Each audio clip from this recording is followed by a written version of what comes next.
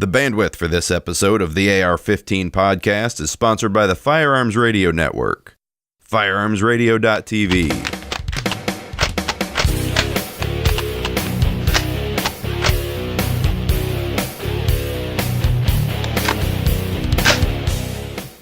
Welcome to episode number 60 of the AR-15 podcast. I'm your host, Reed Snyder, and with me today is our other auditioning sacrificial host, Anthony Hardy. This is the podcast about your favorite black rifle. This show is for you, whether you're building your first AR or you've been building ARs for years. There's something we can all do to take our black rifle to the next level. Anthony, how are you doing? Well, I'll be honest, Reed, I'm a little bit on the nervous side because I've been listening to you guys since episode 1, and I'm really excited to be here. You have no idea. I'm really excited to be here. Well, we're glad to have you, and you reached out when we gave our general call for some people to come onto the show, and we got an idea of who you were from your introduction. But why don't you let some of our listeners know a little bit about what brings you to this moment in time as far as your firearms background? Sure. Well, I am from the South, so this may sound strange to other Southerners, but I actually just got into firearms a couple of years ago, which is a bit unusual, I understand, but that's okay. Got really interested in security. I work at a 2-year college, and you know, there have been a lot of unfortunate events around the country, and really got interested in the security aspect of that. And then I'll be honest, once I started going to a lot of different seminars and seeing a lot of the different things that can happen, the reality of those situations, where I went from there was, and this is, again, maybe a little bit on the embarrassing, I watched The Walking Dead. And so you start thinking in terms of what does happen if you run into an end-of-the-world type situation. And so I got a little bit into the prepping thing. I'm not a prepper. I wouldn't say that. Please don't apply that term to me. But I really did get interested in firearms and in everything that can be done with them, and bought my first pistol almost 2 years ago now, and it was a Glock 17, 9mm, of course, and very quickly thereafter, now I have 6 guns. It's been 2 years, and I have an AR-15, a Bushmaster. I have an M&P 1522, which I absolutely adore. That thing is wonderful, and a couple of shotguns, and a couple of pistols. So I'm coming up in the world, so you guys bear with me. I'm more like, as I told Reed earlier, I'm more like the everyman. I'm the guy that's on riding this wave of popularity coming into the firearms world, and I'm really I've enjoyed this, and I'm reading everything I can get my hands on and learning as much as I can, and this podcast actually was, I had bought my rifle about 2 or 3 weeks before the first episode came out, and I was sitting in the Walmart parking lot going, how am I going to learn more about this stuff? There's got to be something out there. And I picked up my phone, and maybe there's a podcast. And now won't be a podcast about guns. Nobody's going to do a podcast about guns. AR-15 podcast. Episode 1 was the only one that was out. It'd come out just a couple of days before. All right. So that's how I ended up here. Of course, you guys said, hey, you want somebody to work on podcasts? You need a host to come in from time to time, or however often as possible. And I put my hat in the ring there, and we'll see what happens. Well, we are glad to have you. You know, as I was telling JW last week, you know, eventually we may very well have some shows where the 3 of us get on. There will probably be a time or two where it's just the 2 of you guys running a show, and sure. So I'm going to hand the keys of the asylum over to the inmates. And oh boy, we'll see how that goes.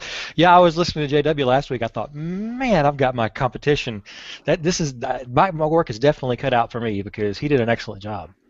Well, you know, I think it's one of those things that we learned with Jake that you can't rest it on the shoulders of one man. Mm-hmm. You know, Tony gave us the good college try to get in there and fill his shoes, but you know, certainly life has a way of getting in the middle of things, and so I think maybe the idea of having a kind of a group of hosts is probably going to give the show a little more support in key vital areas. because frankly, I think people are tired of listening to me talk at this point. Well, I don't know that I'd say that. Your knowledge has been extraordinarily helpful. I will say that for sure. Well, I do appreciate it. Well, I tell you what, let's dive right in and talk about this week's Otis Ripcord giveaway. For times in the field when you just can't reach your Otis cleaning system and need a quick and effective clean, reach for the Ripcord. This convenient tool cleans from breech to muzzle in one quick and easy pass. The molded rubberized core and Nomex fibers together create a more effective way to trap and remove fouling. So this week's winner is Manny F. All right, Manny, congratulations. So Manny writes in, and I think he's a little bit behind the times since Tony has stepped off into greener pastures. But it works. Tony may not be me, but it still works. Well, there you go. It was a timely mistake on Manny's part. So Manny writes in, hello, Reed and Tony. I just wanted to drop a line to say that I really enjoyed episode 55. As always, when a group of active and veteran servicemen get together, especially Marines, hilarity ensues. I agree with your buds. Forget about the VCOG and get an ACOG and 45-degree offset irons. Since you love irons so much, well, yeah. I do. Yeah, I just can't quit beating that drum. He says, anyways, keep up the great work and please enter me in the Otis Ripcord giveaway. Well, Manny, I sure did listen to you there, and you have in fact won this week's drawing. So I want to say congratulations. Send us in your email. No, send us in an email your address, and we will get one of these out to you so you can let us know how they're working for you. Yeah, very lucky man there, Manny. Congratulations. So, yep, keep writing in and keep staying in touch. Yeah, keep that feedback coming in, guys, for sure. Especially if you're going to compliment the host there about making sure you're going to get 45 offset irons. That good move there. Yeah. I always like people blowing smoke. So Brownells helps make this show possible, and they're there for you anytime you make a mistake, like when Jake shoots a spring across the room into his lime green shag carpet. So, everybody has to say something about the lime green shag carpet. Do you think maybe it's faded to a pale yellow at this point? No. I think it's color treated. It's oh no, it's going to stay lime green. It's going to stay lime green forever. Forever. Hell or high water, it'll be lime green. Jake, if you're listening, I want to see a picture of this carpet. I want to see a picture. So shop for AR-15 parts at Brownells. You can go to ar15podcast.com/AR-15 parts for all of your AR-15 needs. Make sure you go to Brownells. They're a great sponsor. So, Tony, Anthony, yes, this is now your tip of the week for us. So I was looking at this myself, and I really like this. Why don't you go ahead and explain it to the listeners for us? Sure. Again, I'm still fairly new into the firearms community, and so I'm teaching myself a lot of the basics at this point. I have been to a couple of classes, don't worry, but I am still teaching myself the basics. And when Reed said, you need to come up with the tip of the week, I thought, oh, yeah, that's really good. Me coming up with the tip of the week for all of you listeners that know so much more than I do. But I think I have one that actually might work okay, especially for those of you listeners that are more like me, that are really trying to learn to be as accurate and as thorough as possible in your shooting. This is what I heard was actually I found on YouTube at one point, not that long ago, a few months ago, and it was for a pistol, but it applies just as well in the rifle world. And I actually found an advanced version of this that is used in pistols and rifles called ball and dummy. So I'm just going to call the whole thing ball and dummy, and we'll just leave it at that. The basic simplified version that I have used is really focused around trigger control, and it helps you ensure that you're not pulling trigger one way or another, making sure that you're not having any sort of anticipation of recoil, etc., etc. So you know when you want to pull the trigger, obviously, that the gun does not move aside from the trigger itself. That's the way you're going to be the most accurate. You're going to get the most hits on target. So the drill that, as it was seen on the YouTube video, was a very simple drill. You get one round of the magazine, insert the magazine, charge the weapon, and you pull the trigger. because you do have the weapon fire, it is allowed to do a full reset. So even though you don't have a round in there, you should be able to pull the trigger again. And you watch the second trigger pull after you get back to the reset of the trigger, and you see if the weapon actually moves. It shouldn't. There's not going to be a round going off. And if you're holding the weapon and pulling trigger properly, so that you're not fat fingering or slapping the trigger or anything along those lines, you should not see the weapon move. It also can be very helpful to have a friend or a buddy or a partner with you to watch the weapon and ensure it doesn't move. There's a very interesting video. It's linked in the show notes on Ball and Dummy using a rifle video there that shows them doing the basics of that. And if you go and search Ball and Dummy on YouTube, of course you can find all kinds of crazy stuff. But most of it is actually centered around firearms. And there's several videos where you'll watch people when they're learning to do this, and instead of doing, like I just said, the very basic version, they're doing the more advanced version, the true Ball and Dummy, where they have live rounds and dummy rounds in the weapon. So you'll see them especially with pistols when they're out and they're firing. There's one that's really funny because the woman doesn't think she's going to do this, and she holds the pistol up and she pulls and it fires, and she holds it up again and you see the pistol dip. I mean, it's a very visible dip because it was a dummy round on the second trigger pull, and it's really a really good way to show you what you're doing. And when you mix those up with the true Ball and Dummy, if you have 3 or 4 rounds and maybe 1 or 2 of those are dummies, and your partner has loaded the magazine so you don't know which are live and which are not, then that will give you an even more sense of anticipation, because you're not going to know whether or not you're going to get the recoil. And AR-15s don't recoil that much, really, and I think this is still useful, though. To me, this would be very useful to see whether or not I'm slapping a trigger, because you'll see a little bit of movement in the barrel. I've done it a couple of times, and to me, it has been very useful, and I've actually seen my groups get much smaller since I started trying this. That is an excellent drill, and I think, truth be told, all of the mistakes of trigger control in a rifle can be observed if you're able to, see someone follow through with a shot that isn't going to make the rifle move because of a round. So I think this is an excellent drill. And obviously with a pistol, your curable,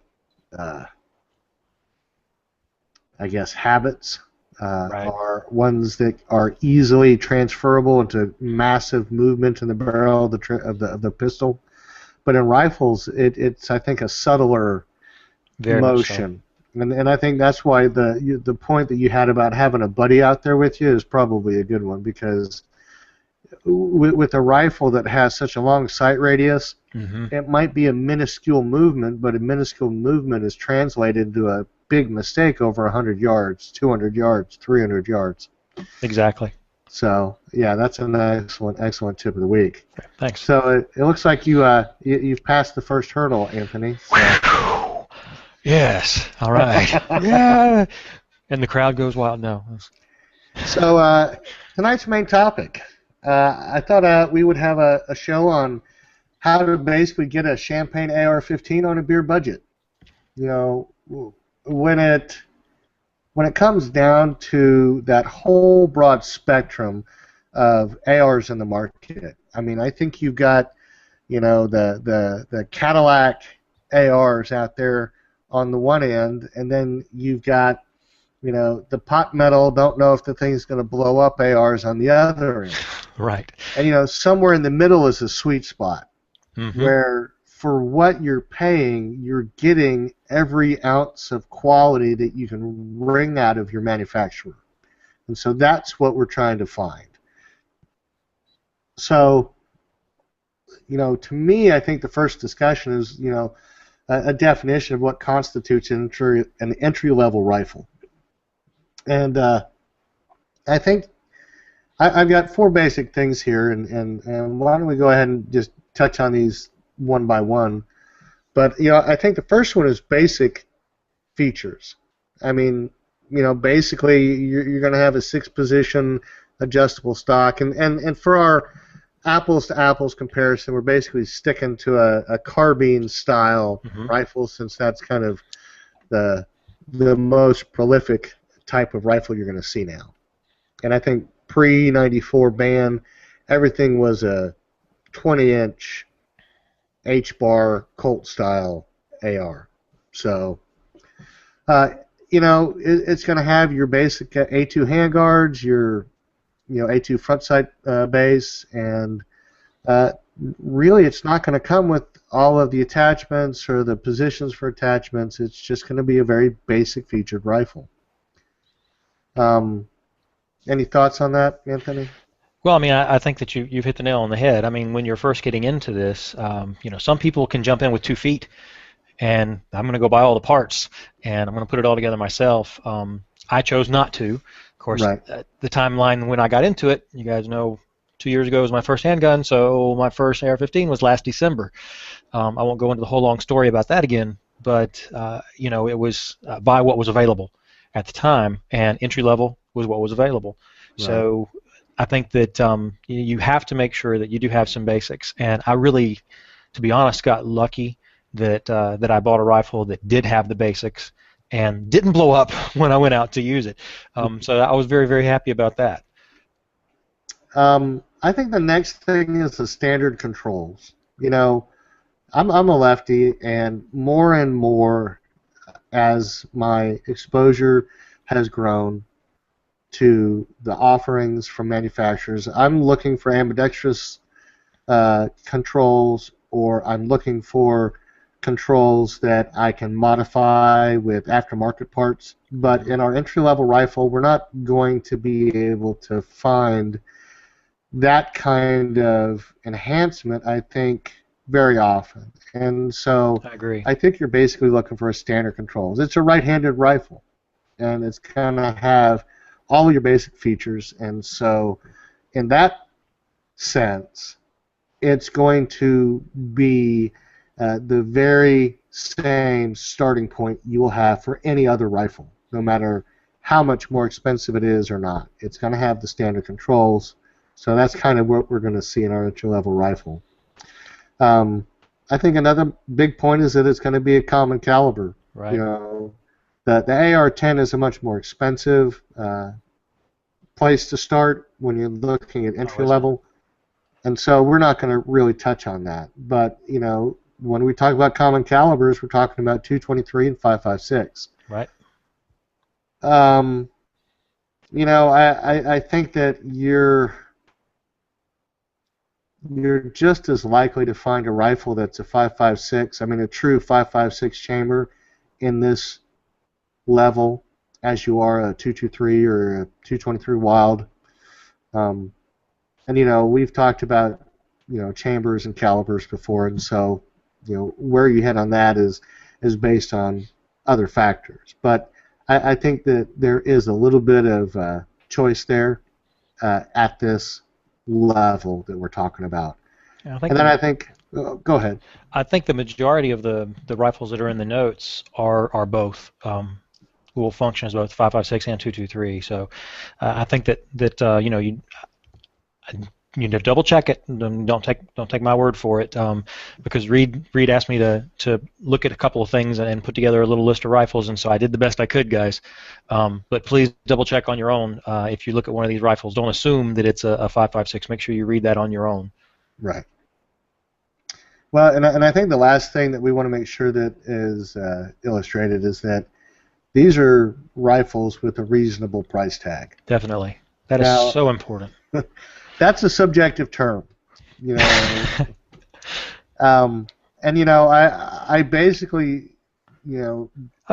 Reed, come on now. I went on discussion. Cheaper Than Dirt, and I saw rifles up there for $550. Now, why do I not want a $550 AR-15? From my perspective, it once again is on that spectrum of quality and price. And I think on the lower end, you run the risk of getting a rifle that isn't going to actually do what you think it ought to do for you. I would agree. I am, within a very high degree of certainty, confident that any part that I've ever bought is going to function in any of my rifles, and that I should have a pretty good length of operating time on all of these pieces of equipment if I'm disassembling and reassembling them. I'm not anticipating threads stripping, deformation of the components, or any of these other quality issues that would be apparent after a very little bit of use. And so I think that you run the risk in the lower range of prices of getting something that's going to have inferior quality materials.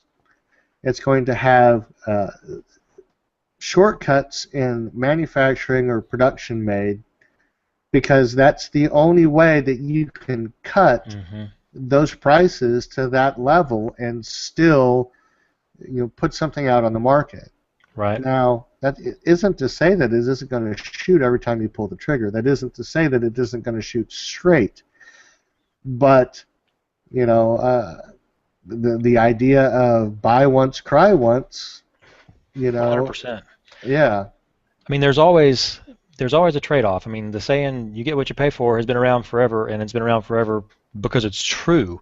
Right. So, and the trade-off may not even be in the hardware. And if you can find something that works perfectly in your hardware every time, that's great, down at that price level. But you could end up with a trade-off in customer service, so that if you do have a problem with the rifle, forget it.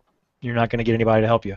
So there's any number of different reasons that you could want to spend a little bit more in order to get a really good high-quality rifle. Right. Now, these are MSRPs, too, when we're looking at these prices in the show notes, guys. So keep that in mind. You're not going to find these rifles typically selling for this. They're going to come in less. Yeah, I think that's often the case. Because those 550 rifles, I'm sure the MSRP is probably around $750 or $8. Right. Someone just is able to do it. They're a loss leader for them. Yes, I agree. But when it comes to the idea of a subjective range, I mean, my subjectivity says that that the sweet spot is in that $1,000 to $1,300 range. I think you're going to get some good entry-level rifles in that range. I think that you're going to get something that is within the realm of possibility for most people to buy. And I mean, I know that they are expensive, but a good 1911 is going to be that much, and that's half the steel, and half the capabilities. Yeah. So I think really when it comes down to it, it's always going to be hard to part with that money, but if this is what you want to do, if this is the rifle you want to buy, then, this is, I think, is the ideal price range to be looking at. Yeah, so, I would agree. So the actual price range we went with was $1,000 to $1,300. Yep. For MSRP. Though I did actually pull a couple of rifles that did break the bank just a little bit. Reed separated them out for me. Well, and it's hard because really when it comes down to it, there are a lot of quality manufacturers out there, but they oftentimes at the higher price points start out with the rifle that most people will evolve into, and so I don't think that that's an entry-level rifle. What that is that's your second generation. I shot my entry-level rifle all last year. Now I know I don't like that A2 Handguard, I don't like this, I don't like that, so I'm going to buy the rifle that has what I like. Which is the place that I am right now, because we just had that discussion right before the show. What changes am I... Oh, gosh, that's a lot of changes I want to make to this rifle. Maybe I should just get something different, yeah. Right. So, I had a chance to talk to the product manager at FNH USA. He is in charge of basically the long rifles manufactured by FN. And the FN-15 is, right now, to me, this is the bellwether of all things AR. They've had the contract for, I don't know how long now, since 1989, manufacturing the M4s and the A2s, A3s, and now I guess the A4s for the military. And so if it is an AR-15 pattern rifle, these people know how it should be made. So we're going to call this the starting point against which all other things are measured. So we've got a 1-in-7 right-hand twist barrel on it. And that's the first thing that stuck out to me, that it was a 1-in-7. Yeah, I think that's a little unusual. You don't find the 1-in-7 twist in too many of the carbines, and you don't find the quality of barrel that you're going to find in the FN in too many other carbines. And, that's because FN is one of, I guess, in possession of one of the largest barrel manufacturing foundries anywhere.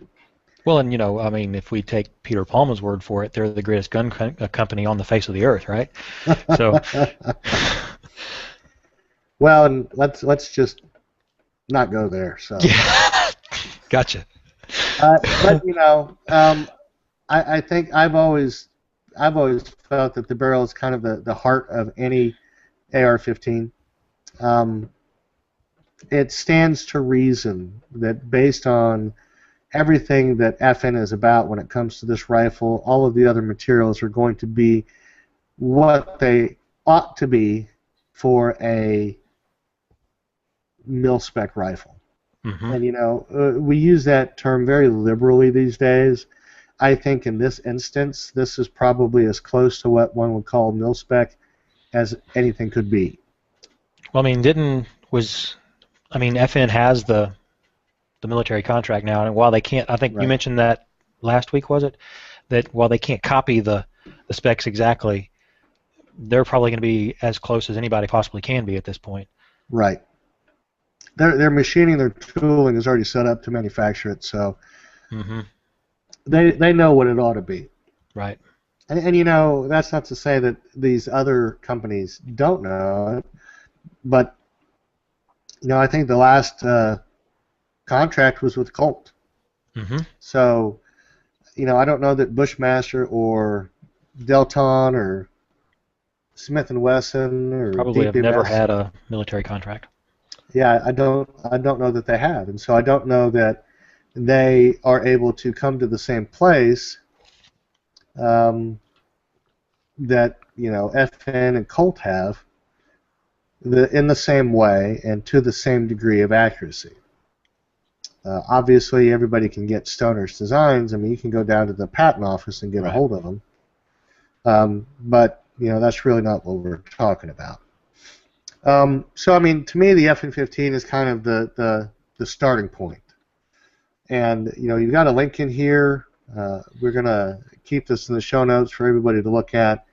But really, when it comes down to it, just remember that everything else is aspiring to be what this rifle is designed to be. Mm-hmm. Yeah, so, the link goes over to the firearmblog.com. They made the announcement there right around SHOT Show, and it does have some of the specs that the main FN site doesn't have. That's why I linked back to that article. All right. So Bushmaster, that was one of the rifles that you got, right? Yeah, I got the Patrolman. That's the second one on the list there. Okay. Well, why don't you tell us what your experience with the Bushmaster Patrolman was? Well, not having a lot of experience before with other rifles, I can say that I was pleasantly surprised.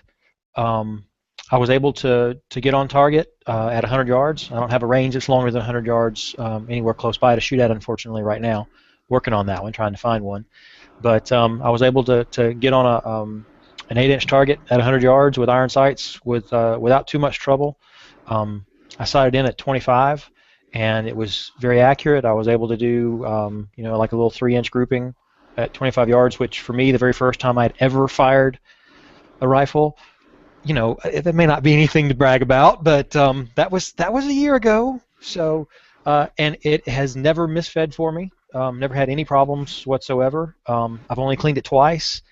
Probably only have about 1,500 rounds through it, so I don't have that many rounds through it.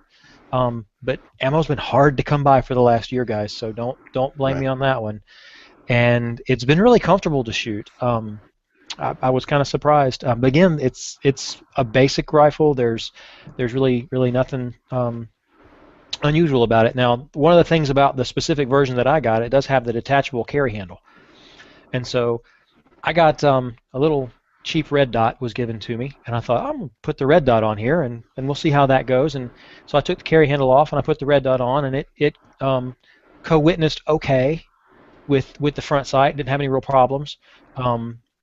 But what I ran into was I still wanted the iron sights in case my battery dies or whatever. Like my battery's gonna die. I'm gonna have a need for it. What's the need for your rifle? What everybody talks about.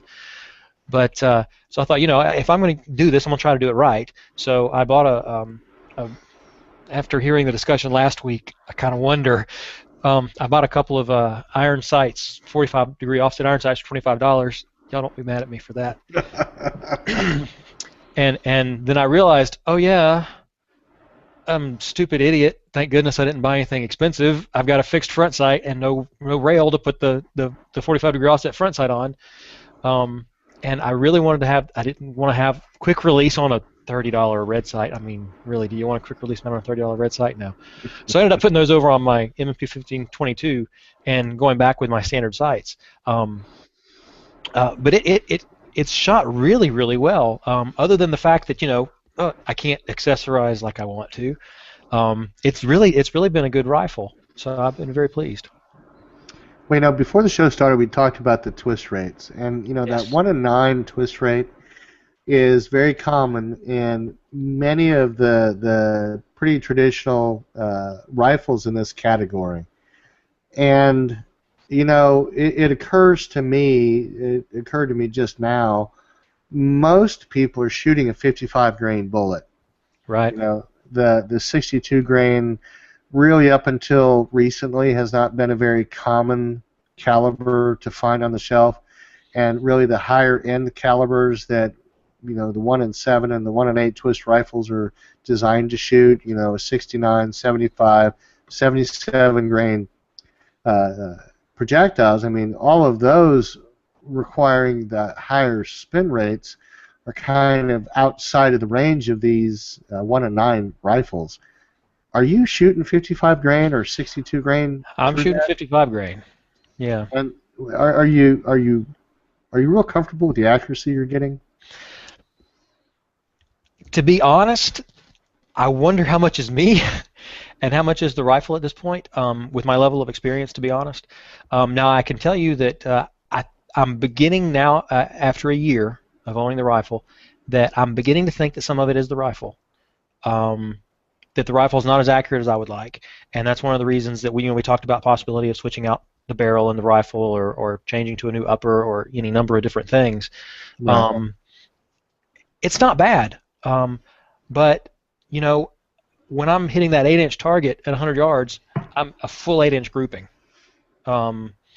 And again, I don't know how much of that is me and how much of that is the rifle, because it's nice, calm days. There's not a lot of wind going on, and that's from a supported position, so bench Right. rest basically. So I tend to believe that some of that's the rifle. I do, but again, my experience level is not such that I can say definitively yes, it is for sure the rifle, and it's not me, or it's me, it's not the rifle. Right. Because with my 22, with the 22. M&P 15-22, I can hit 100 yards and I can drill that thing down to a 1-inch hole with a red dot. So that's not a problem. Right. Well, that's always the eternal search. The right bullet for your rifle to make it shoot sub MOA groups, but The 1 in 9 is something that I've always tried to stay away from. And Right. mostly it's because I think that there is a trend towards heavier bullets. Mm-hmm. If you look at just the evolution of the AR itself, going from a 1 in 14 to a 1 in 12 to a 1 in 10, 1 in 9, it's been this steady progression towards faster and faster twist rates. Because I think your projectiles have been getting heavier and heavier. You got to have it stabilized for sure. Right. So I mean, the 1 in 9 I think is still a very viable choice. I just wonder how long it's going to be viable for if we keep moving to heavier and heavier cartridges. I just really want to get my hands on a 1 in 7, and just try it and see if my groups lessen just like that. You know, I Yeah. mean, of course, it could be the whole other rifle too. If I'm doing another rifle entirely, that's a whole different setup, and there's a whole bunch of other considerations there. But we'll see. Well, I've got a 1 in 7, 18-inch black nitrided barrel, and I'm getting really, really tight groups in it. And but I'm shooting a heavier bullet, so Right. and it's a hand load that I'm shooting with. That So, I makes mean, a difference too. Yeah, yeah, I think it does, and it's something you can tune. definitely. You put in here Bushmaster's Optics Ready carbine, Yeah, and they're so ORC. basically, it doesn't have a front sight base now, does it? That's correct. And it doesn't And come with so, the carry handle either. It's just a flat top. right, but it has the step down front sight block, so the two planes on your upper and your front sight block are not at the same level, and so you kind of have to have an extra piece of attention paid to the front sight you're going to get, so that they are going to line up the way they need to. Yeah, and that is definitely something that can be an issue because it's not going to come stock. You're not going to buy a set of buoys and they're not just going to go in there and work right away. Right. The flip side of that is when it comes down to making some modifications, if all you have to do is take off a front sight block and then figure out how you're going to replace your handguards and all that, you don't have a barrel that's got the two pins from a pinned front sight base. It doesn't have the holes in the bottom of the barrel. So, I think that's something that's appealing to me, because I think all of my rifles have moved past that A2 front, well, not all.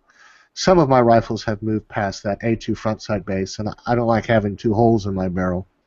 Right. So, I think that's a good choice when it comes to the issue of modification. And, even now, you can find clamp-on A2 style front sight bases with, instead of pins, they have either set screws or they're just, tightening screws to clamp them on. I don't know that you have the sturdiness, if there was an impact on that you would otherwise have with a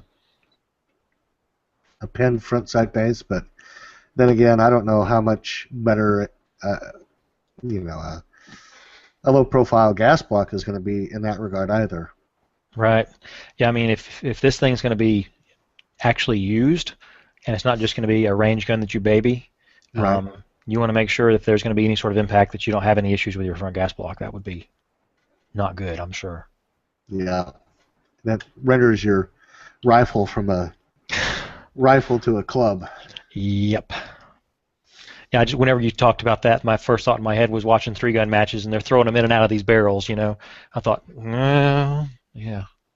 Well, and there's some things you can do to make sure those things won't rotate or twist on you, but that's outside of the range of most people's tools, machine shop or garage, toolkit.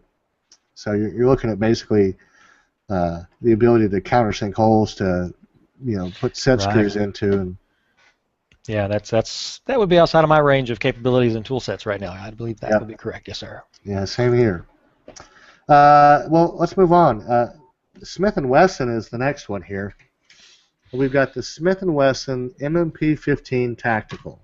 And, I think that time and time again, we have listeners and some of the other hosts on the show talk about the M&P 22s they have. Yes, it's awesome. And, I mean, it's that reaction. Everybody loves it. But the Smith & Wesson M&P 15 Tactical, I don't know anybody that uses it or that has access to it. So,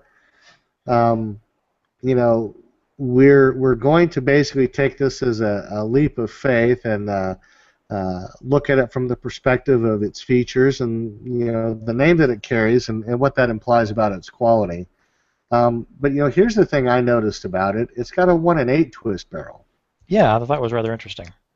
And so, to me, that's like bridging the gap between the old 1-9s and the new 1-7s. And Now, Reed, let me ask you a question about the twist, if that's okay. sure. If you've got a 1-7, are you going to have any issues with? And I want to say that I read something about this, but I can't remember now.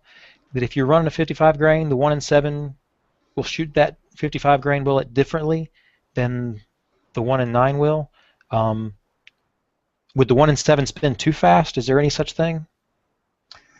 Well, there is such a thing as too fast, and I think that people will tell you that with the wrong projectile in a barrel that spins it too fast, you have a concern that you're going to peel the jacket off.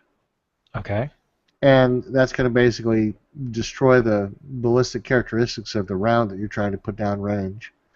So, like a really light, like a 45 grain, right? A 45 grain semi-jacketed bullet, some of the varmint bullets, the high end. I mean, I think there's that potential, but ultimately, it's not something that I'm all that certain about because some of those lighter bullets, I think, are being put through some pretty, high-speed rifles. They're being put in what 25-06s and what is it? 25 250s. Just the really hot varmint rounds. And of course, 25 caliber. It's not a 22 caliber, but I think there are some 22 caliber varmint rounds that are being, kicked in the rear, and they're getting some pretty good velocities on them. So I don't know what the truth about that is when it comes to how small a projectile you can put in a 1-7 twist barrel and still have it be effective. Well, maybe one of the super experienced, knowledgeable listeners will write in and tell us how wrong I was to even suggest such a thing, or how right. That would be even better. That's right. Well, one of the things that the Smith & Wesson M&P 15 tactical sports that a lot of the others don't is it has a quad rail. Yes, it does. And so the quad rail itself, quad rail itself is an interesting. It's an interesting possibility for an entry-level rifle because you give yourself that expansion capacity before you've even unboxed it, and you haven't had to change a drop-in A2 handguard or anything. Exactly.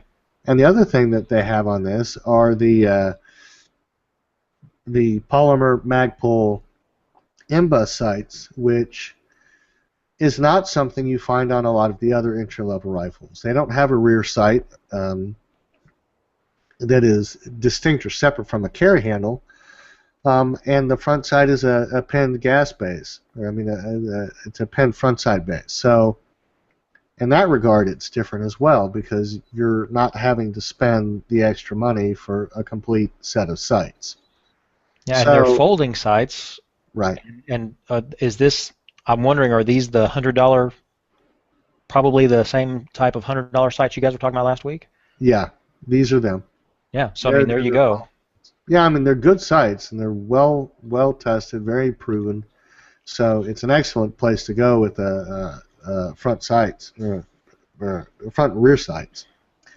But it's kind of unusual for you to see that actually end up being the case in any of these rifles. The next one that's on our list is the Colt LE6920.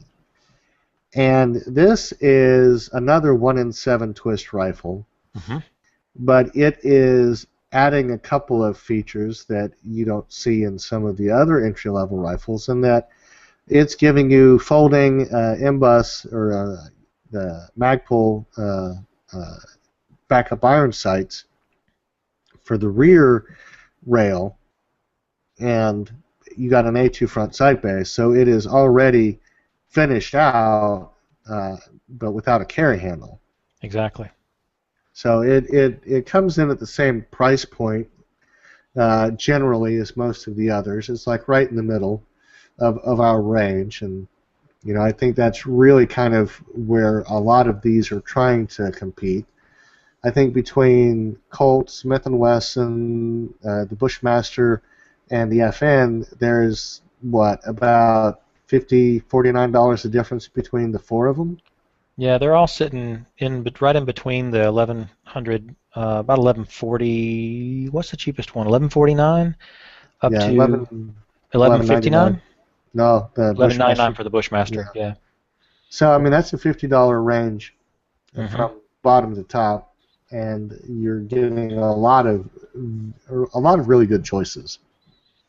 I mean, if you've got let's see, because the next ones we move into are a little bit different in price. In this little $50 price range, if you're picking between these, what do you pick? I mean, for me, I go back to the FN. FN is really, I mean, that's the place that I think that all of the others aspire to. Right. And FN has never been in a position to step into the arena. Well, now it is. It's stepping into the arena, and, everybody else is going to have to be able to compete with FN, or Right. FN is going to just take the market over. They're going to take that segment over.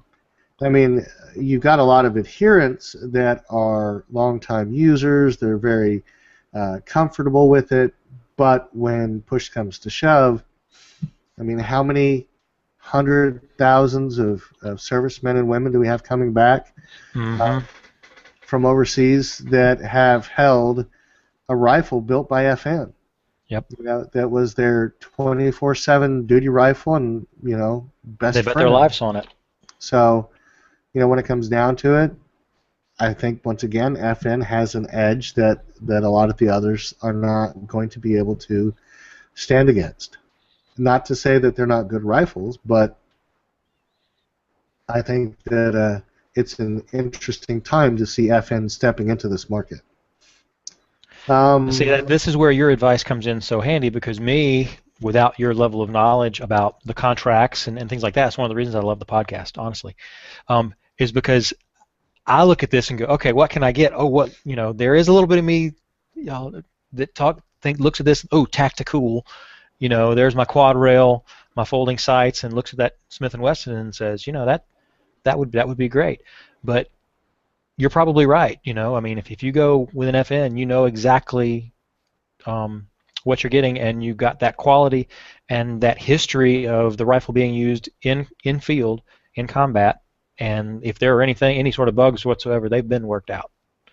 Right. More so even than any sort of Smith & Wesson, which of course is used by law enforcement, but still, it's a different level entirely. Yeah. But, it goes back to the original statement. There is not one of these companies that isn't manufacturing something that people like. Exactly. That isn't able to stand toe-to-toe with its competitors and garner a share of the market. Mm-hmm. But, when you're talking about such a narrow segment of the population, and you're talking about a set of features that one to another are not all that distinguishable from each other, how do you pick a choice? Mm-hmm. You have a bag full of red apples. Which one are you which one's the best? Yep. And I like the red apple with the shine over here. No, I like the one with the shine over here. Well, I like it when the bottom looks like this. Everybody's got their opinions. We had that discussion earlier too. So, I think that it's a very broad selection, which I don't know that you always find that. But, I mean, you've got 1, 2, 3, 4, 5, 6, 7, 8, 9 rifles that are in this segment, and that in that range are offering the very same kind of features. So that's an enormous number of options from it really is. an enormous number of manufacturers.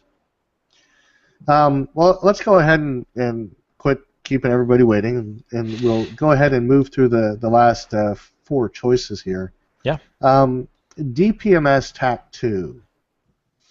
And this is kind of right on the very bleeding edge of the range. And I guess really to me, what this is a rifle that were its features on any of our first five rifles. I mean, this would be a $1,300 to $1,600 rifle. Mm-hmm. But DPMS has it basically priced in our viewfinder here. So, including it is, I think it's important to go ahead and do that. But it's got some pretty advanced features. It's got a quad rail. It's got the M-bus rear sights, A2 front side base, but it has the ACS stock from Magpul. Mm-hmm. It has the M111 modular handguard system. It's not a run-of-the-mill rifle. And what is it? And again, I show a little bit of my ignorance here. The handguard on this is a longer handguard than on most of the other rifles.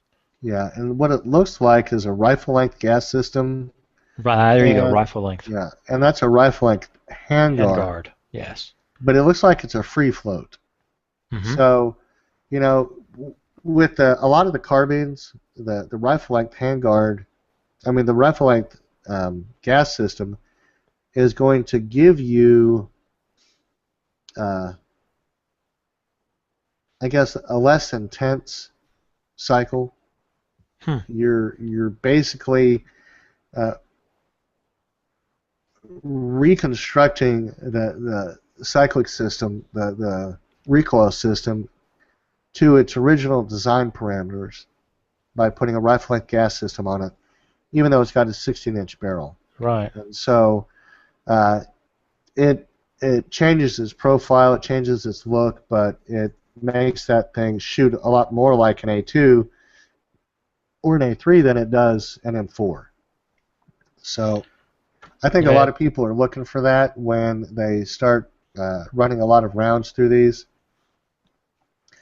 Ultimately, there are considerations to this rifle that take it, frankly, out of our entry-level discussion, because it does have advanced features. It does have advanced accessories, things that, like we said, after you've used your entry-level for a year, these are the things you're going to buy in your next rifle.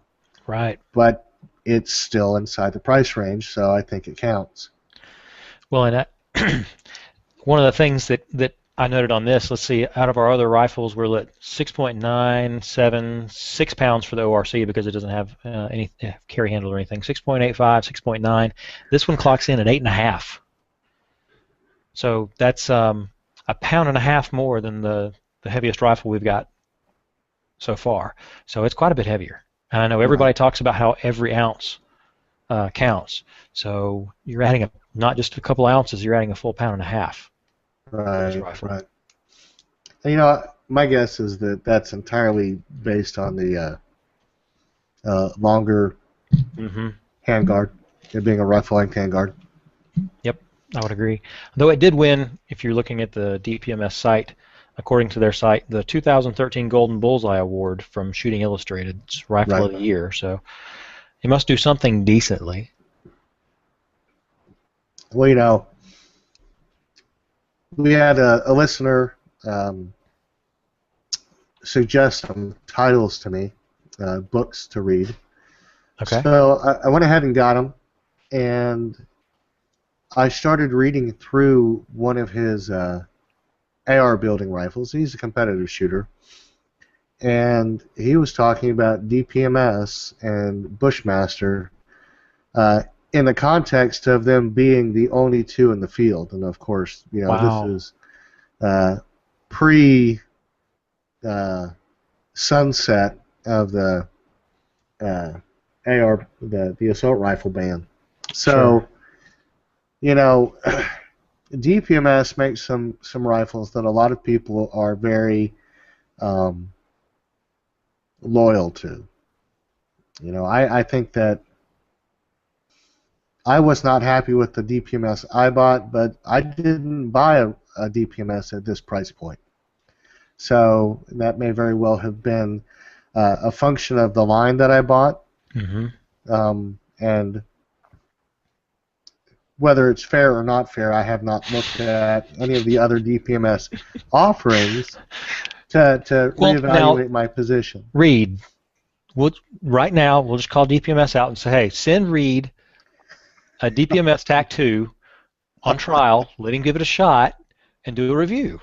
Well, yeah, if they decided to do that, I'd be more than willing to go and explore whether or not I was mistaken in my assumptions. And if I do that, I'll make a road trip out to Texas and join you. I think that's fair enough. That's fair enough.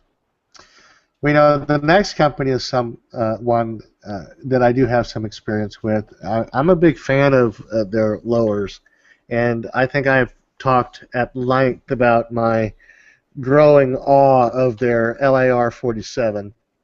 And as soon as that does actually hit production, I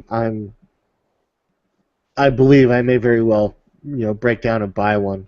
I did get a chance to talk to one of the Rock River reps at SHOT, and we discussed the LAR-47. And obviously, when there is a huge demand for the products that you currently have in your, warehouse that you're currently tooled up to manufacture, you don't take those machines offline to redesign a brand new line of rifles. So, the LAR-47 took a back seat to existing demand, and they had to do what they had to do. Yep. Obviously, I understand that. I respect that. But I still want to see that darn rifle, so I'm eager to see it come out. Cool.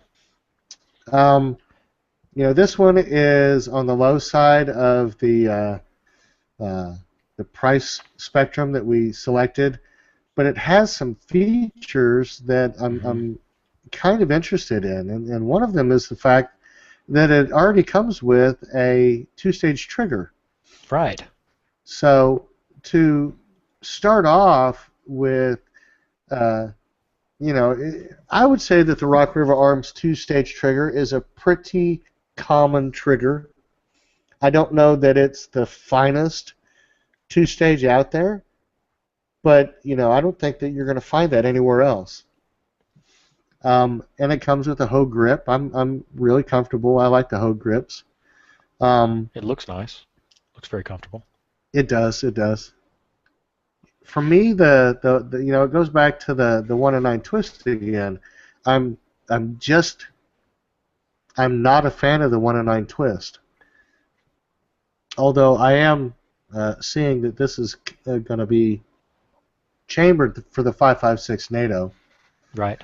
And the Colt is NATO. Let's see, the Smith & Wesson, that is a NATO. Yep, it is. The FN is a NATO. And the Bushmaster is as well.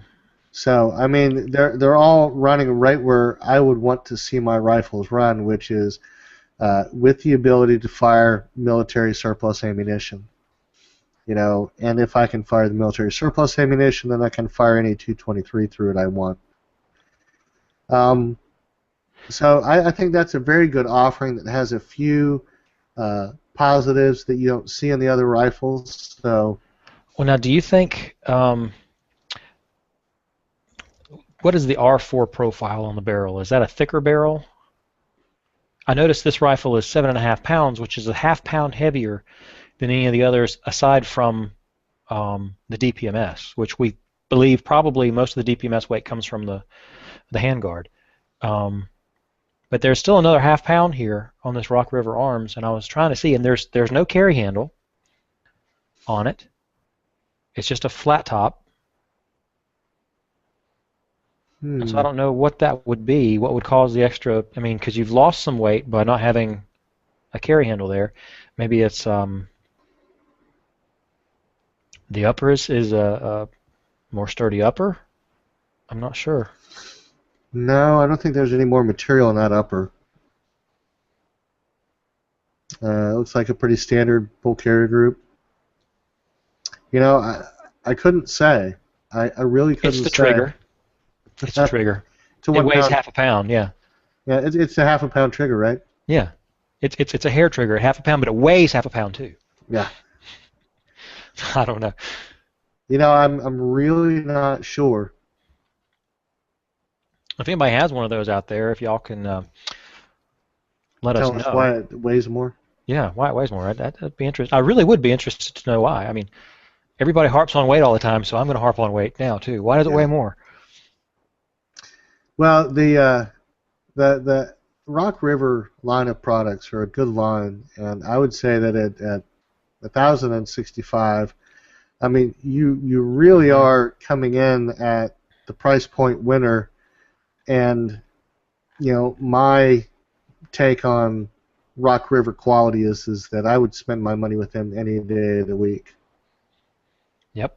And then for another $50, you get yourself a Magpul rear sight. There you go. To go on there, and then you're actually still below the price point of any of the other rifles here. Except you can go with a CMMG Mark IV, and it's a pound and a half lighter.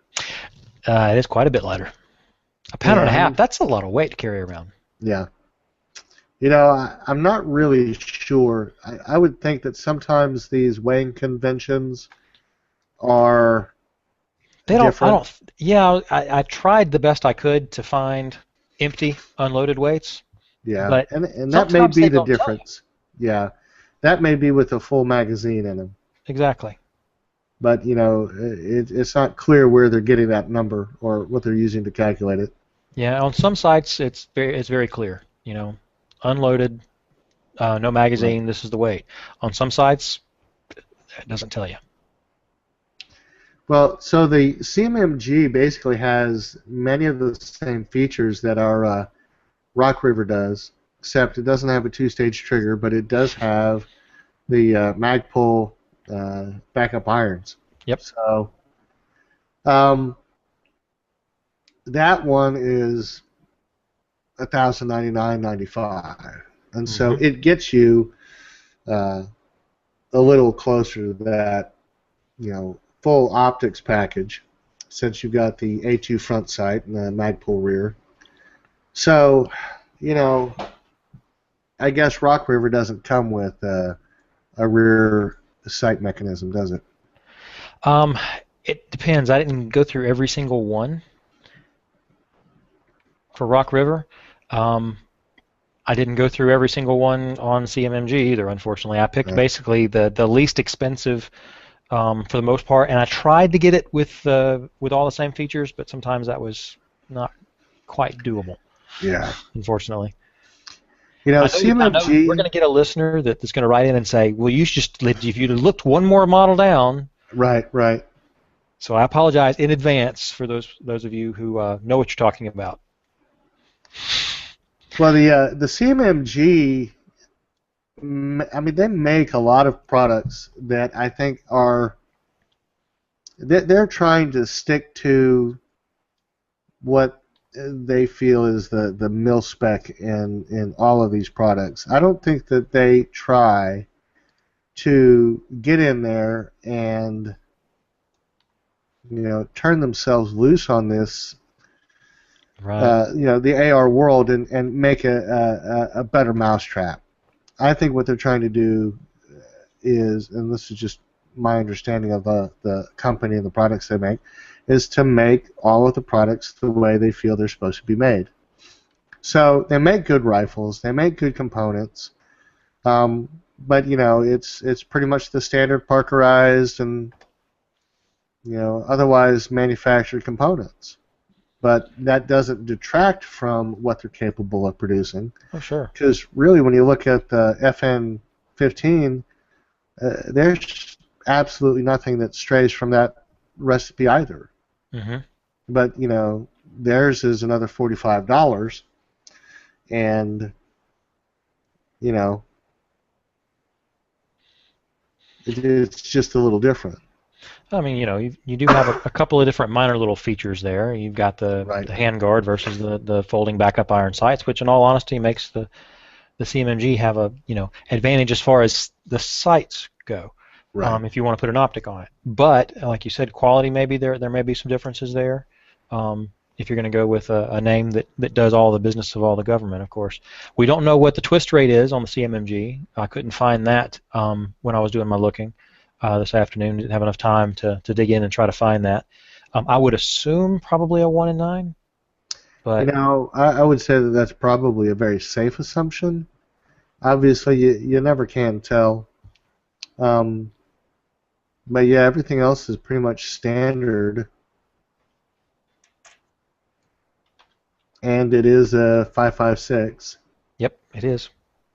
I'm just going to do a quick Google search again to see if I can actually see the twist rate. The RCE, which is has a quad rail on the front and whatnot, it actually is kicks up above our price range that we were looking at. Right. It has a 1 in 7.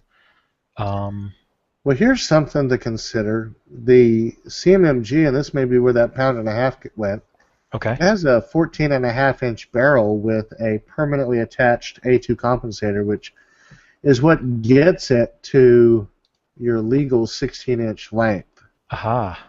So it's, pinned and welded. Right. So it's permanently attached. You can't put a different compensator on there. So, that's a negative in some people's minds because, there is a lot of interest in rifle silencers. Mm-hmm. And to eliminate your ability to change out your,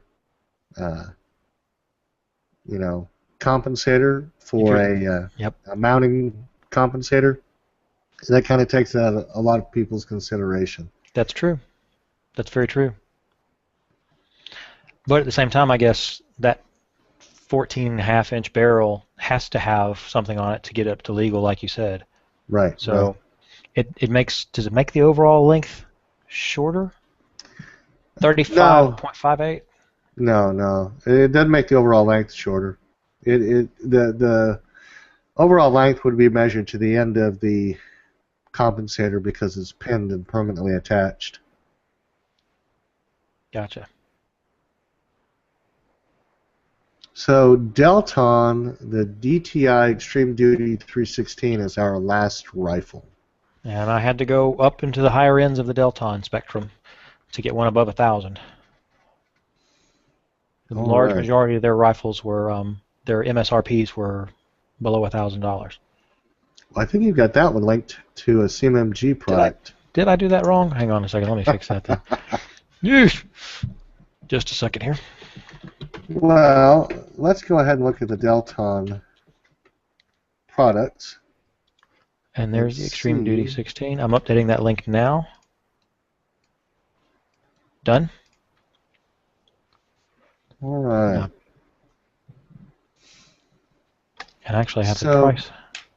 As far as the specs go, I mean, this is really everything that I would want in a barrel. It's got the 1 in 7. It's got all of the features that you're going to expect from a Colt or an FN barrel. It's the chrome moly vanadium. It's got the high pressure testing, the MPI testing. It's got the twist rate. This is a manganese phosphated barrel, which is basically the what you're going to expect in the industry for a standardized barrel treatment. So this is pretty much the basics. It doesn't talk about it being chromed or chrome lined, so I don't know about that. It may very well be. But, once again, it's the 5.56, and it's got all of the pretty standardized components that we've come to expect in our discussion in this range.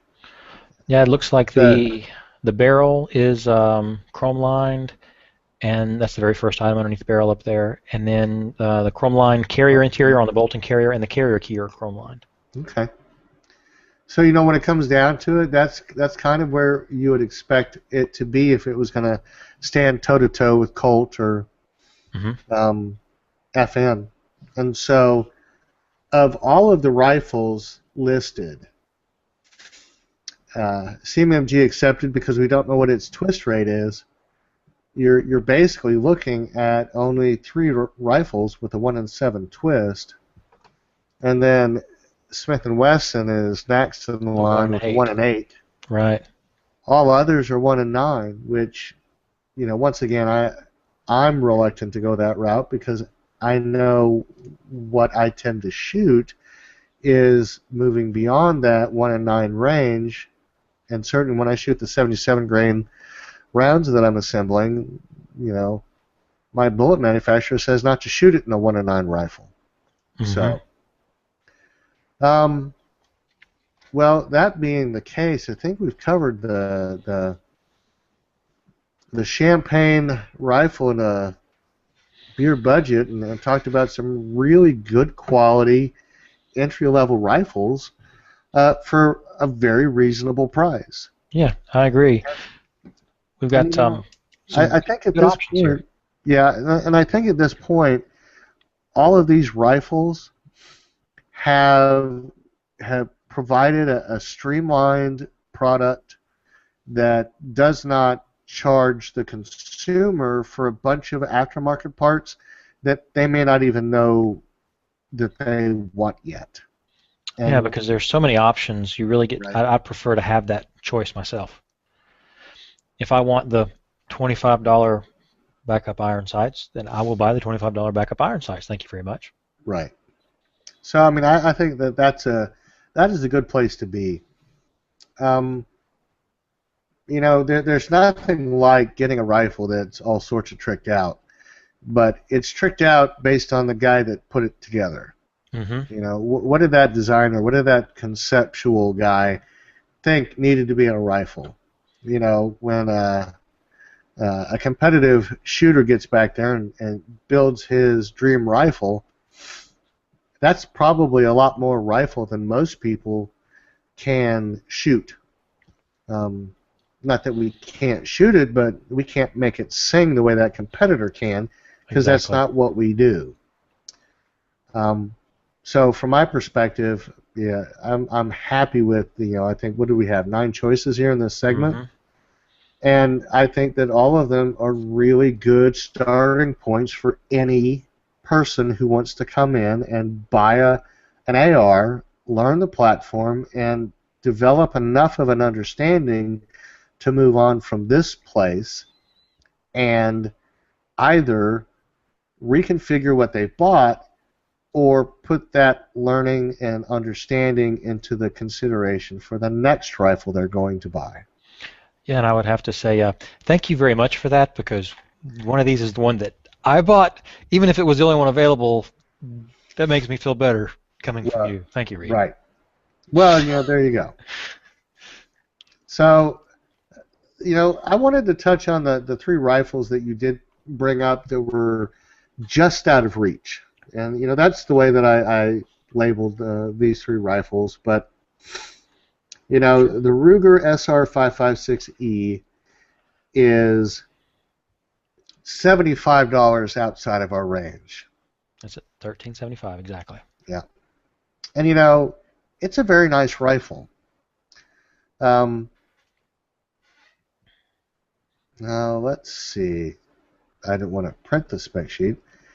So, this is a piston-driven rifle? Yes, it is. So, $75 gets you into a piston system. It comes with backup iron sights. It comes up with a handguard. You do have the with the piston system. You do have the adjustability of the gas levels. So if you need to cycle a little harder for a heavier bullet or something like that. I think that is a worthy rifle. I think that this, once again, is kind of like my discussion of the DPMS TAC 2. This really goes into, this won't, more than likely will not be your first rifle. Right. And I wouldn't suggest that it be your first rifle. I mean, I think I would go so far as to say, if you've never held one, don't buy this one. Mm-hmm. If you've never fired one, don't buy this one. You know, not that it's not a good rifle, it's that, you know, if I'm going to buy a hunting rifle, I ought to buy myself a Remington or a Weatherby or a Winchester. I don't need to go out and buy an $8,000 Blaser rifle.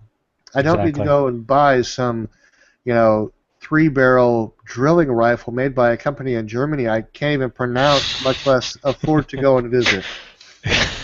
You know, I need to stick with a pretty standard, you know, Model 700, a Model 70, you know, geez, I don't even remember the Remington models anymore, but, you know, a Mark V, you know, you can get some outstanding firearms at a very reasonable price.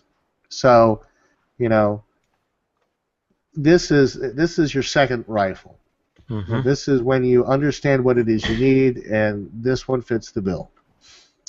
The LMT Defender, you know, this one is $71.21 out of our price range. And so, once again, this rifle is just a little bit over. The difference being that this one doesn't really have a lot of extra features. It's got a 1 in 7 twist rate, but you can get that for $271 less. Right. 6.2 pounds. It is a bit on the lighter side. Yeah. You know, it's it does not look like those rear sights are folding. I don't believe they are. No, the rear sights are LMT's proprietary sights. They're designed to basically emulate the standard AR sights, but without the carry handle component. Okay. Yeah, so, I recognize that now. I see that. Yeah. Okay. Frankly, I have only bought a few of their components, and I can't say that I know what the rifle's like. But, you know, really when you can get an FN at $1149 is $1371 getting you something that you can't find for a good price. Yep. I don't know, and I don't want to speculate. You know, obviously, Lewis Machine Tool has some high-quality products and some high-quality gear. So a very good reputation, obviously. Yeah, I'm gonna leave that open to somebody who may have actually put hands on it and, you know, some time behind the trigger to tell us whether it is or it isn't worth the money. But, you know, I can't say one way or the other at this point. Daniel Defense. So, Daniel Defense's cheapest product comes in at $1579. Yeah, and that's actually I didn't notice that when I was looking that up. That's 300 blackout. Right. That's not even 5.56. The cheapest 5.56 on their site, unless I'm crazy, you know, carbine length rifle is $1639. So let me update that. Yeah. So, you know, from my perspective, this once again falls into the same exact category as the Ruger. This isn't a rifle for your first purchase. This is a second rifle. Yep. Or the components that Daniel Defense has put together for this rifle are the components you're going to have on your second build. So yeah, definitely. It really comes down to an understanding at all points in your learning curve of where you are and where you're headed. The first time you put a trigger on one of these things, you put your finger on the trigger, you need to be shooting a rifle that is going to let you grow into it. And you need to have a rifle whose learning curve is not so steep that you never fully reach your potential before you become frustrated with your inability to work the system, to work the rifle, to make it do what you need it to do. And I really think that you should consider that when you're going to buy a rifle. Now, that isn't to say that, for those of you that know how to shoot well, can't pick up one of these rifles and just, go to the wall with it. But, I don't think that at that price point, at that feature set, with those initial kind of constituent parts that we've talked about, that's the buyer that we're appealing to. We're appealing to the guy that never has put time on one of these and is looking to get started.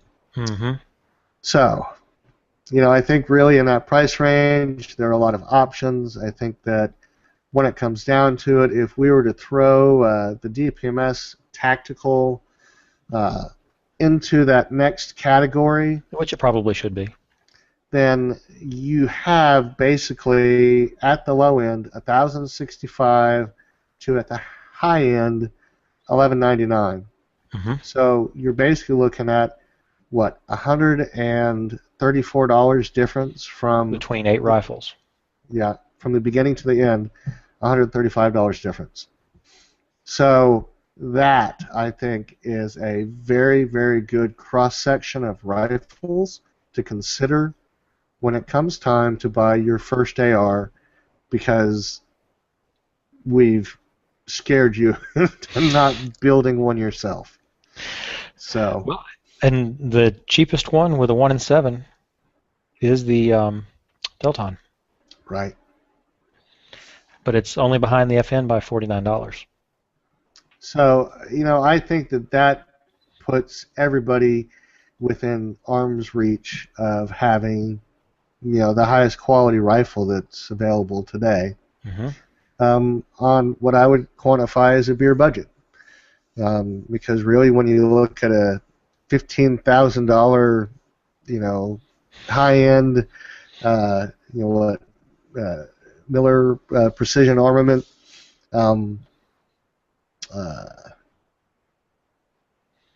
300 Win Mag, this is, this is the champagne on a beer budget. Yep, I would agree. That would get a little bit outside of any sort of price range I could be willing to spend at this point in time, and maybe ever. So, and that's the high end. That's the rifle that people aspire to as soon as their ship comes in, as soon as the lottery ticket, right, hits all 6 numbers, and that's not very feasible for most people. But nope. These rifles are. So. But then again, we're not talking about having to. You didn't say light beer, so we'll go light beer or water maybe, or soda. That's the cheaper end, where we didn't go to either extreme. We stuck right in the middle. So you get really good reliability, really good quality, all in one package without breaking the bank. That's right. And you know what? I think that all these rifles are rifles that you can grow into. There's not one of these that you couldn't modify, expand on, increase the capabilities of with, a tweak here or there. And obviously, those things arrive once you have spent some time to learn the rifle, to get to know what you want it to do. Exactly. All right. So any thoughts on the main topic here to wrap it up for us? No, I think we've covered it pretty thoroughly. The one thing I will say is I know that there's going to be manufacturers we didn't include that we should have. So please don't take offense. We just went through and grabbed the first list, and then at some point I just had to say stop. We've got to actually move into a show. So. Yeah, and that's always going to be the trouble that we face in any of these shows, with such a broad and expansive universe of things to cover. We can only cover that very, very short distance of what did I say? 1 inch on an 8-mile road. There you go. That's right. So we're going to give you our little segment of it and hope that it gives everybody a good jumping off point, because really that's what it's all about. We want you to have a place to start. Yeah. Because the worst thing is to be overwhelmed by the sheer magnitude of what's available. Yeah. I know that one firsthand. So, very, very with good.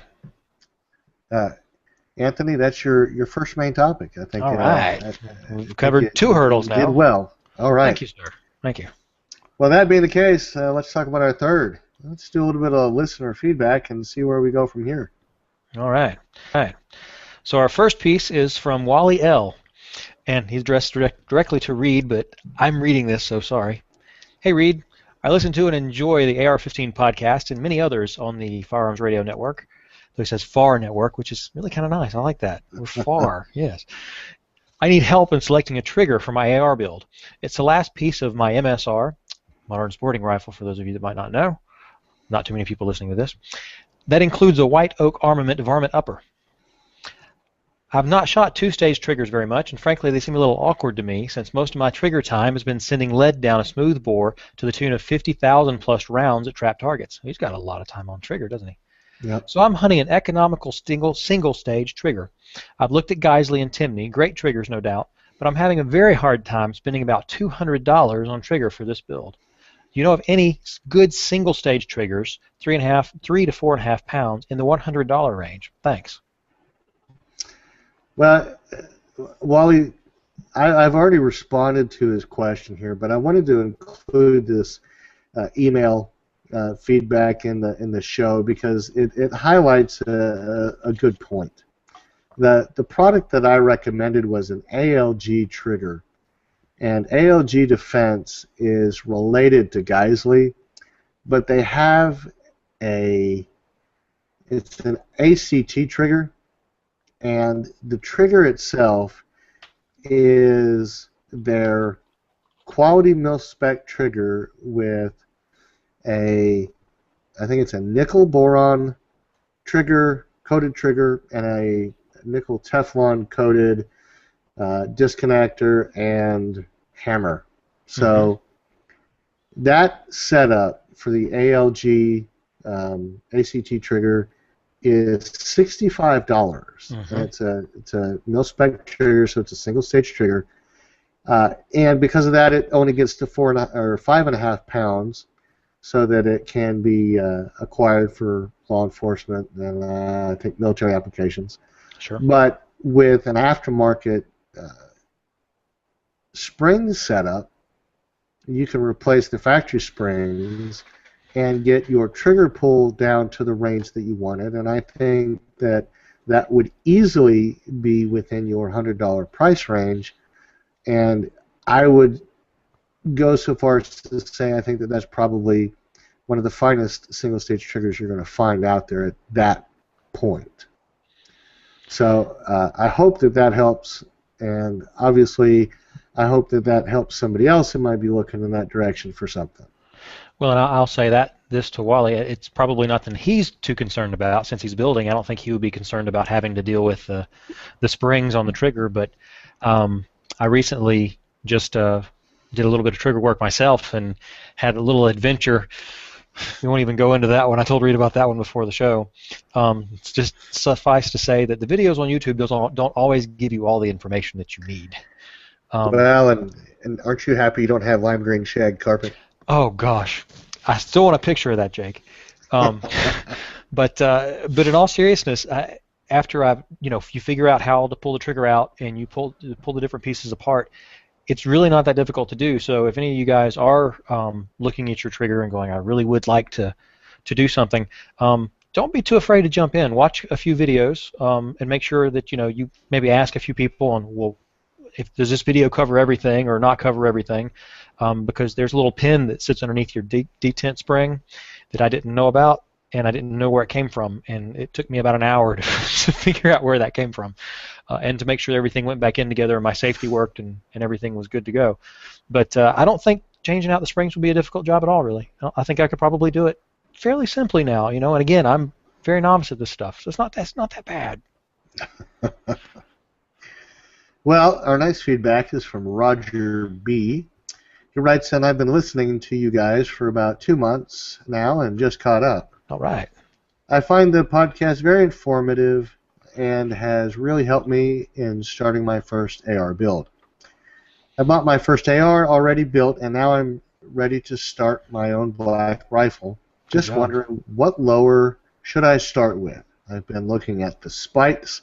Thank you for your time. Please enter me in the ripcord giveaway. Keep up the great podcast. You know, I think really when it comes down to a lower, it's like we talked about last week. The lower is going to do probably the least amount of actual moving part work of any of your rifle. You're going to have some pins in your fire control group that people talk about locking, but that's just that there's so much activity in firing the rifle that the reciprocal motion of those pins begins to wear out the holes. And frankly, I don't know how many tens of thousands of rounds. It's going to take a while. Yeah. And frankly, if you can afford the tens of thousands of rounds to shoot in the rifle, you can probably afford to replace your lower every month. So there you go. That's a lot of ammo, man. It's a lot of ammo. Yeah. Well, when it comes down to it, I would say buy a lower that is priced where you want it to be. Buy one that has the quality you want it to have, and then from there, sky's the limit. There are a lot of lowers that are just very, very modern, very stylish, very progressively machined, and they look great. But you don't need all of that, so you're going to pay for it if you get it.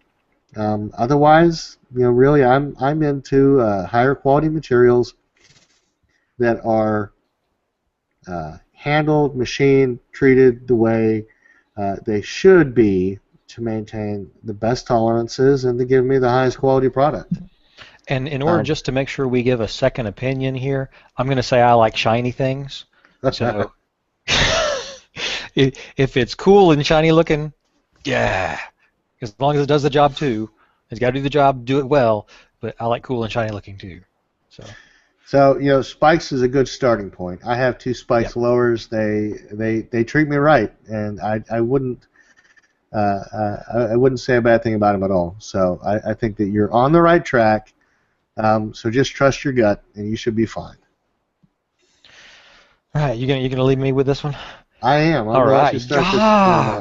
All right, now, before I start this feedback, I told Reed before we started the show that I tend to tell stories, and my wife always gets on me about telling stories, and I talk too much.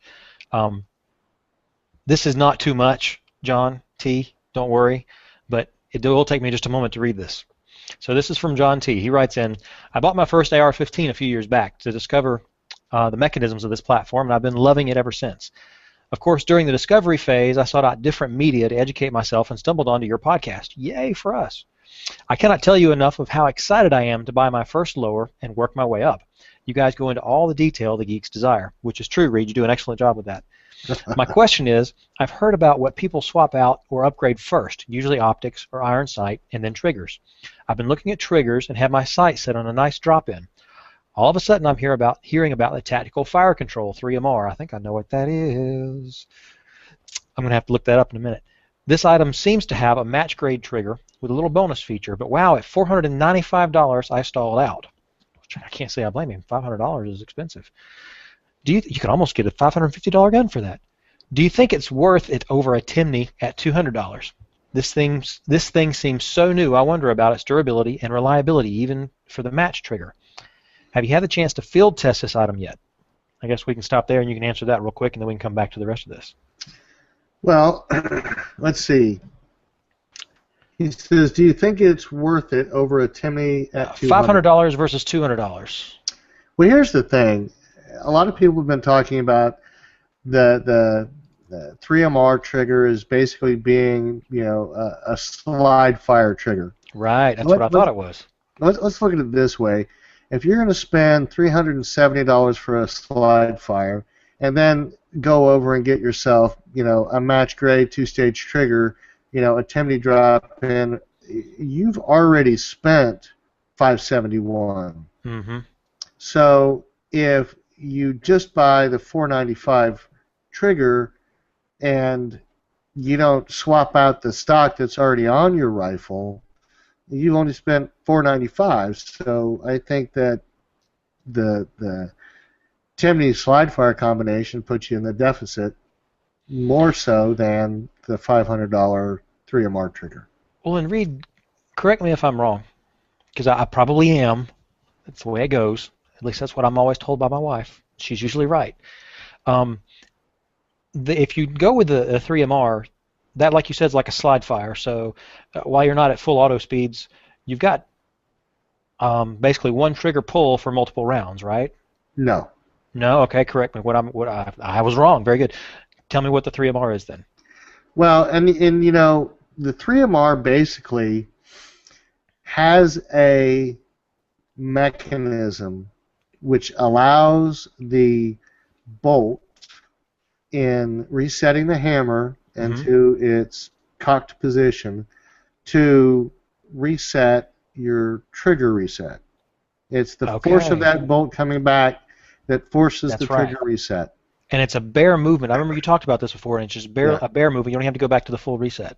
Right, because it's already reset. Now, your muscle memory, if you're a reset kind of guy, is extending the trigger for the reset. Right. You're waiting for the click. You're waiting for that reset, that tangible, tactile response that says that your disconnect is just released and it's resting on the front sear. That doesn't happen in this trigger when it's in that third position. Gotcha. So, I guess getting to the next question, he wonders about its durability and reliability. I actually have in my possession one of the triggers, and it is heavy machined, quality machining. It is a very concrete feeling piece of metal. It does not feel flimsy. It does not feel good. Like it's of low quality. So I think durability and reliability, it's going to be very durable, and I don't think it'll be any less reliable than anybody else's high quality trigger. Have you had a chance to field test it yet, though? He asked that next. I have had a chance to fire it at SHOT Show. Ooh. Nice. I'm going to install the one that I have in a rifle and take it to a facility and do some testing on it. Because, frankly, when there are people queued up behind you, you don't get to shoot as many of the other guys' magazines full of the other guys' ammunition as you'd like. If you bring your own to let you stay longer? Yeah, well, the what is it? People at the airport. Don't like that? Yeah. Yeah, they don't like people carrying large quantities of ammunition on airplanes. So. Why not? Come on. No, I'm kidding. So, I am going to put some time into it, and I'm going to put up a review. I'm going to let everybody know what I find. I already like the trigger. I've talked to the man who designed it, and I understand the place where he came from in designing the trigger. So I'm happy with where it is, and with my understanding, I'm comfortable with how it's priced. Good. He goes on to say, do you think this is more of a trinket to hang on the AR? Would you choose this over something else if given another option, and why? And does a good trigger outside of competitive matches really make a difference? Well, I think it's not a trinket. I mean, frankly, at that price point, it's not a that's trinket a little worthy. bit much for a trinket. And with the engineering that they put into it, it's not a trinket. I mean, this is a piece of kit that he's designed for a specific purpose. Mm-hmm. You know, it's to give people higher rates of fire. Now, it does take some training to get used to the mechanism for making it respond to you, but I don't think that that's anything other than a learning curve. That, you know, that's what training's for, is to get over the learning curves. You know, Picking between the two? You know, I think what it comes down to is that if you're going to look at what this can do as far as a trigger, you know, which would you choose over if given the option of why? Well, you know, this is something that I think is comparable to putting that slide fire on a rifle, but you know, the slide fire is not a glamorous solution. It is not a solution that lends itself to allowing you to use the rifle for its intended purpose. And so, for me, I'd go with this trigger over that any day. And then, with as far as his question about does a good trigger make a difference? Well, I mean, I think absolutely it makes a difference. Even outside of competitive matches, you're still going to find yourself dealing with, you know, your basically your trigger control as being one of the fundamentals of marksmanship, and being part of our able tip to, of the week. right? You know, when it comes down to it, getting on top of your trigger control is the most important thing. And you know, I've shot really nasty, gritty, you know, 6-7 pound triggers that just they're not fun. And you know, frankly, you're probably expending, you're wasting some of the accuracy of your potential shot by trying to mash that trigger and send your hammer flying. You know, there is something, I guess, you know, it's magical when you're on, you know, a 2 or 3 pound trigger that just breaks like a little thin rod of glass every time you pull it, and you know exactly what that rifle is going to do, and you know exactly how long you're going to be on that trigger, and you know when you find your solution and you pull the trigger, boom, it's there, and your round is going down range at that moment in time you wanted it to. So I think it does make a difference.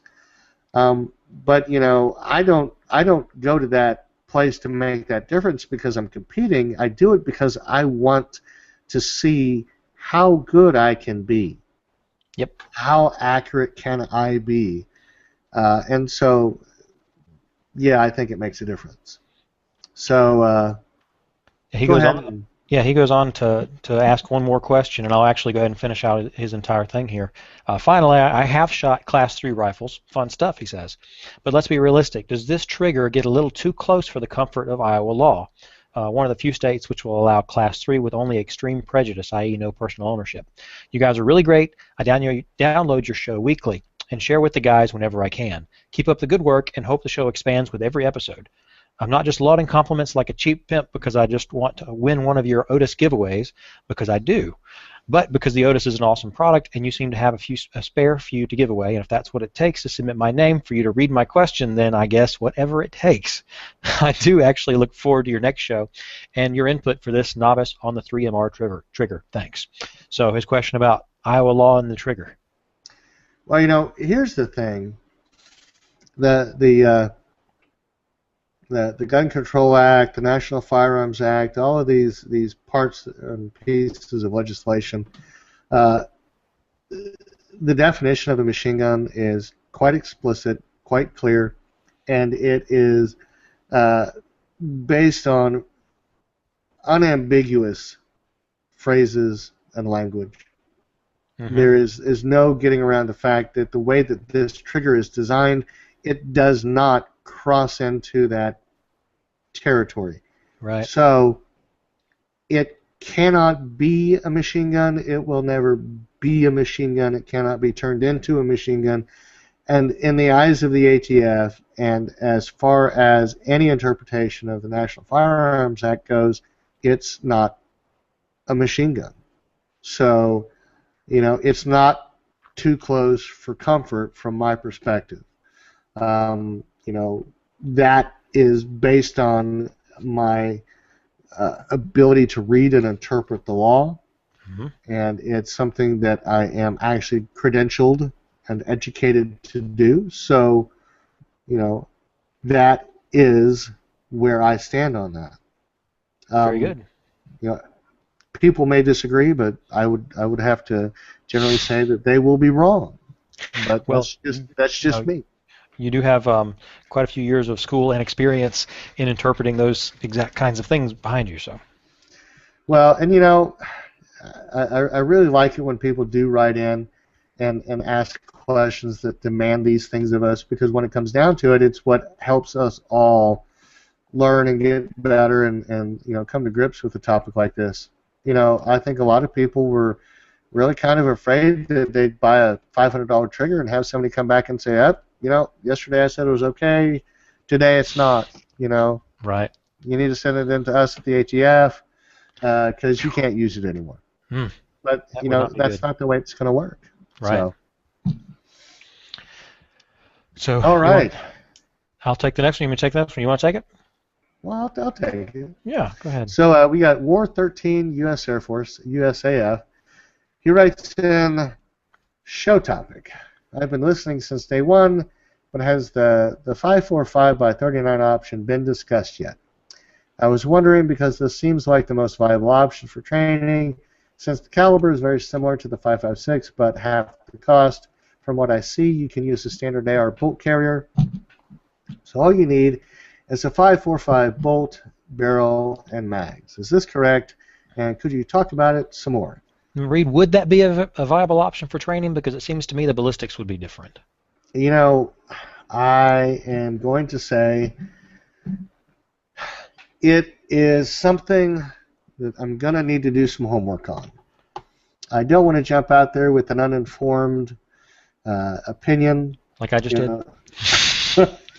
Well, there's a lot to commend itself to that use. There's a lot of options that I think it's going to present, but really when it comes down to it, I don't know that this is as popular a caliber as the 7.62 by 39, nor do I think it's as prolific. So really the question becomes, what's the penetration of this, configuration in the market, and what do people have to say about it? So we're going to do some homework, and we've covered a number of calibers, and there are tons more that we have on our list to cover. So this is going to be one that we're going to add to it, and we're going to come back with some informed discussion so that I don't do you an injustice and give you a half-baked answer. Reed, you are so well considered when it comes to these kinds of things. That's got to be the lawyer in you coming out going, I'm not going to tell you anything unless I'm pretty certain about it anyway. Yeah, you're going to do your research first. Very good, sir. So next we have Jason, and he writes in, I'm wanting to build my first AR in 5.56.223 as well as one in 300 AAC Blackout. My question is for the 300 AAC. What barrel length is best? I am wanting, and my initial research showed a 10.5-inch barrel to be best, and I could or want to put a suppressor on the end of it without it being too long for home protection gun. So he wants to keep it short. But I have shops around telling me that I have to go with a 16-inch barrel to avoid the rifle being too short and therefore illegal. What do I do? Keep up the great work and amazing podcast. So now I'm going to jump out with a partially informed opinion here on this one, Reed, and you can correct me. I think you do need the 16.5-inch barrel. So if you get a suppressor that is permanently attached, even though you got a suppressor, you're still going to have a tax stamp on that, which won't make it illegal. Even if it was shorter than 16 inches, you could do a rifle, like an AR pistol kind of thing with it, and the suppressor stamp. Am I right there? Well, you're crossing over a number of issues. Here's the thing. We'll break it down into its constituent components here. There we go. If you're going to put a barrel on a rifle, it must be either A, 16 inches or more, Mhm. or B, it must be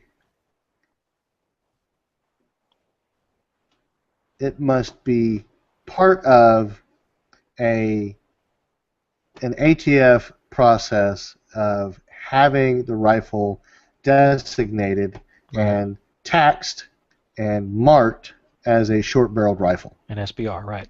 So a 10.5-inch barrel on a 300 AAC blackout designated rifle would have to be an SBR, Mhm. and so your lower receiver would have to have a roll mark on it designating it as an SBR, or a mark, an etching, an engraving, and you would have to follow the ATF's guidelines and rules for that marking, and you would also have to go through the process of getting a tax stamp for it. So it is an enormous undertaking that you have to be prepared to do in order to get that 10.5-inch barrel. You can't just go out and buy it and put it on and be done. Right. Let's see, I think the minimum sentence for violations of the National Firearms Act is 10 years. Yeah, you don't want to do that. I know none of our listeners want to spend the next 10 years in a federal institution as on the wrong side of the bars. Well, you hope. No, Yeah. they don't. Nobody does. Nobody does. So Nothing illegal. now, if you had a barrel, regardless of the length, that had a suppressor on the end that got the barrel as a one-piece item, an integral suppressor, Right. that was 16 inches or longer, then yes, it would not be a short-barreled rifle, but you then still have to get a tax stamp because you have a suppressor. Right. So the final issue is if you have a lower designated as a pistol, it has the ability to have a short-barreled rifle barrel on it. But the minute that you convert it into a rifle, it better not have anything close to a less than 16-inch anything on it, or you're going to once again be afoul of the National Firearms Act. So to do the pistol, do you have to have a tax stamp? No, you don't have to have a tax stamp. Gotcha.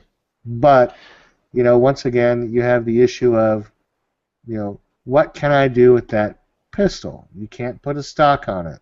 Right. There are all kinds of rules revolving around that. Yeah, and you can take that pistol lower, and if it's a legal rifle, you can turn it into a legal rifle. But you cannot take a legal rifle and turn it into a pistol. Yep. Because it becomes an SBR. Yeah, it's not designated as a pistol. Right. So I would go with 10.5-inch barrel with a suppressor that would get the whole thing to 16 inches, so that you don't have an SBR. You've got the one tax stamp for the suppressor, because you're going to have one for the suppressor regardless if you want a suppressor. Right. Yeah, but the problem is that now you've taken what could be maybe a 7-inch suppressor and a short barrel. 10.5-inch barrel, yeah. And you've turned it into an enormously heavy 16-inch suppressor with a 16-inch or so barrel inside. That's true. And now your suppressor runs the entire length of the barrel. Yeah. And so now you have problems with your handguard and your gas system. Oh, jeez. So it presents problems that compound each other pretty dramatically. That's true. I hadn't thought of that. And so I think that the best way to do it is basically the way that JW did it. And all right. That's a two-stamp rifle. Yeah, you get a stamp for it to be an SBR, and then you get a stamp to get your suppressor. And Jason, I'm hoping that the question was from the perspective of someone who has just begun to look, because it looks like you may have been under the impression that you could just go out and get a 10.5-inch barrel and put it on any rifle you had. I want you to be careful and know that you cannot just do that.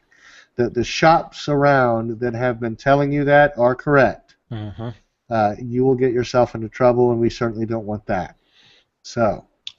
Yes. Yeah, well, you I probably guess won't be going to white collar prison if you do that either. So. Yeah, no. I think that there is a special place reserved for the NFA guys at the Supermax. Don't want to go there. No, thank you. Yep. I like traveling, but that's one trip I don't want to take. So I guess that rounds out the show. Send in your feedback. Tell us how Anthony did tonight.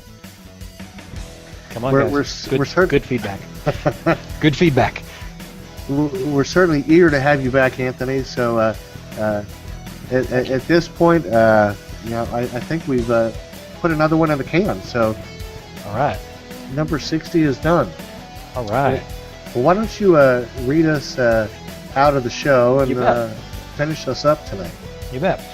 All right, listeners. So you can send any questions or comments you have to feedback at AR15podcast.com. That's feedback at AR15podcast.com. Send us a recorded voicemail by using the SpeakPipe plugin on the right-hand side of the AR-15 podcast website. We'd love to get those audio feedback, so make sure you send those in to us.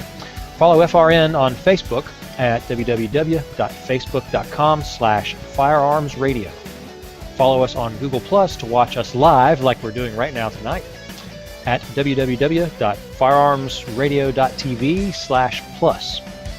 Also, don't forget to check out the podcasts, which like are recorded versions of our live shows on the Firearms Radio Network. Subscribe and listen to those podcasts for free, yes, for free, at firearmsradio.tv/iTunes, or just search for us on iTunes.